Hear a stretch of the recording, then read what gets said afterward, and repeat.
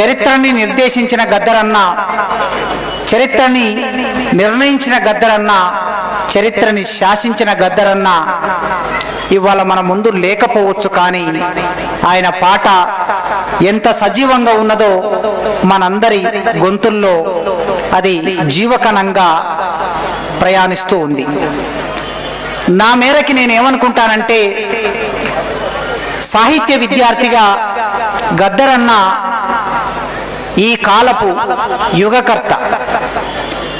ఇప్పటి వరకు తెలుగు సాహిత్యంలో యుగకర్తలు కేవలం ఒక్క సామాజిక వర్గానికి సంబంధించిన వాళ్ళు మాత్రమే యుగకర్తలుగా ఉన్నారు.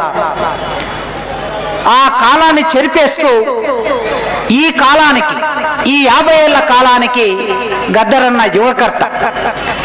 ఈ విషయాన్ని మనం విస్తృతంగా రాయవలసి ఉన్నది, మాట్లాడవలసి ఉన్నది.